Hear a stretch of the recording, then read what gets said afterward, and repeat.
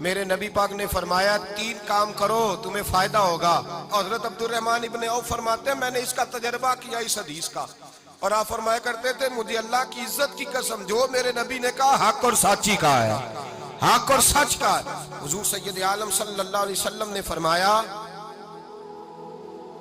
صدقہ دینے سے مال کم نہیں ہوتا. صدقہ دینے سے مال جی کیا کرنے سے, یہ وعدہ ہے نبی پاک کا. صدقہ دینے سے پیسے, اچھا بتائے نا جی مجھے 1000 میں سے 500 دے دیا تو باقی کتنے رہ گئے, تو حضور فرما رہے ہیں کم نہیں ہوتے. 1000 دے دیا تو باقی کتنا بچا, نہیں بھائی. میرے محبوب فرماتے ہیں تو اللہ کے رستے میں 1 دے وہ تجھے 700 گنا کر کے واپس عطا فرمائے گا. نبی پاک نے فرمایا صدقہ دینے سے مال کم نہیں ہوتا, اور فرمایا معذرت کرنے سے عزت میں کمی نہیں آتی. معذرت کرنے سے عزت میں کمی, اللہ اکبر, معذرت کرنے سے عزت میں کمی. اور حد کر دی میرے حبیب نے, فرمایا تو رب کی رضا کے لیے عاجزی کر, تیرے نبی کا وعدہ ہے اللہ تجھے عزت عطا فرما دے گا. تو جھک جا اللہ کی رضا, عاجزی اختیار کر, سادگی اختیار کر, سادگی عاجزی کر, تجھے اللہ 2 باتیں اس میں ارشاد, ایک معذرت کر غلطی ہو جائے, اور دوسرا پہلے عاجزی کی بات سنے. حضرت عمر بن عبدالعزیز بادشاہ تھے, سوئے ہوئے تھے, غلام بھی پاس آرام کر رہا تھا, مہمان بھی آئے تھے. غلام کی ڈیوٹی تھی ہر وقت حضرت کے پاس رہنا.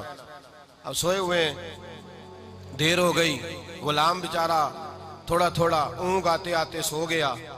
حضرت چراغ روشن تھا, کچھ لکھ رہے تھے, مہمان بیٹھا تھا, خادم سو گیا. اب چراغ نہ آہستہ آہستہ گل ہو گیا, بجھ گیا. حضرت اٹھے, بوڑھے آدمی تھے, چراغ صحیح کرنے. مہمان کہنے لگے حضور میں نہ کر دوں, میں نہ کر دوں. کہنے لگے نہیں تم مہمان ہو, مہمان سے خدمت نہیں لی جاتی. تو اس نے کہا غلام کو جگائیے. فرمانے لگے ابھی تو بیچارہ سویا ہے اور نیند سے بیدار کر دوں. خود گئے, اس میں تیل دوبارہ ڈالا, بتی ٹھیک کی, جلائی, واپس آ گئے. وہ مہمان, اب بادشاہ کا مہمان بھی تو کوئی بادشاہ ہی ہوگا نا. کہنے لگا حضور آپ اپنے کام خود کرتے ہیں, کیا لفظ ہے, کیا حسن ہے, اور 2 جملوں میں کیا تاثیر ہے. آپ فرمانے لگے ہاں میں اپنے کام خود کرتا ہوں.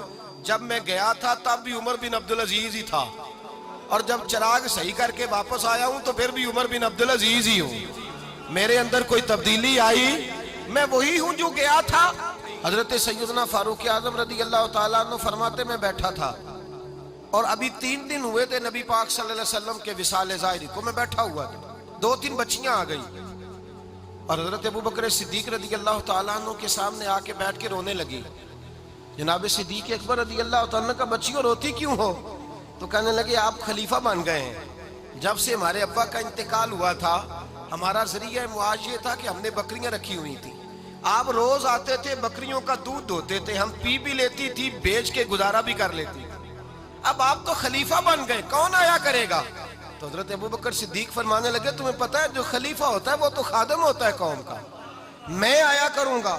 حضرت ابو بکر صدیق روزانہ اٹھتے عصر کے بعد اور جاتے, خلیفہ ہونے کے باوجود ان بچیوں کی بکریوں کو پکڑتے, دودھ دھوتے, ان کے گھر میں دے کے آتے.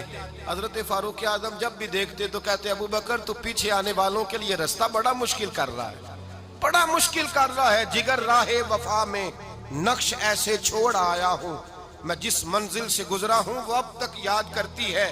حضرت سلمان فارسی رضی اللہ تعالیٰ عنہ صوبے کے گورنر تھے, سادہ سا لباس پہن کر, سادہ سا, بس اسٹاپ پہ کھڑے تھے, جہاں سے لوگ اندر داخل ہوتے تھے, جہاں سواریاں باندھی جاتی تھی, آج ہم اپنے زبان میں اسے بس اسٹاپ کہتے. باہر کھڑے تھے, کوئی مہمان آ گیا کسی کا, اس نے دیکھا سادے سے کپڑے ہیں, خستہ سی حالی ہے, اس نے سمجھا کوئی کلی ہے شاید, معاذاللہ کوئی ملازم ہے. کہنے لگا خادم ادھر آؤ, ادھر آؤ. آپ قریب گئے, کہنے لگے میرا سامان اٹھاؤ. امام غزالی فرماتے ہیں جب تو علم پڑھنے بیٹھتا ہے تو یہ بھی خیال کرنا تیرے اندر تکبر کا بوٹا نہ لگ جائے, عاجزی اختیار کرنا. عاجزی, سر پہ رکھا ہوا ہے سامان. حضرت سلمان فارسی نے, گورنر صاحب نے, اس آدمی کا, مہمان کا سر پہ سامان رکھا اور جا رہے. سنو اور غور کرو. جب جا رہے تھے جو آدمی بھی ملتا گورنر صاحب ہمیں دے دے.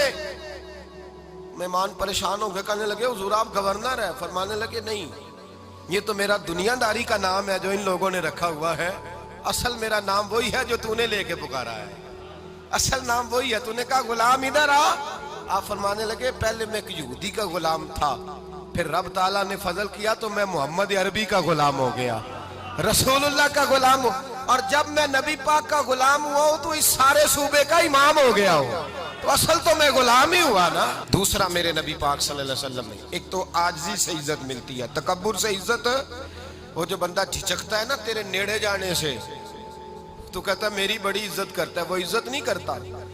شیر کی عزت ہوتی ہے کہ خوف ہوتا ہے؟ بولے نا، تو نہیں نہ ڈر لگتا ہوتی کو۔ شیر کا کیا ہوتا ہے؟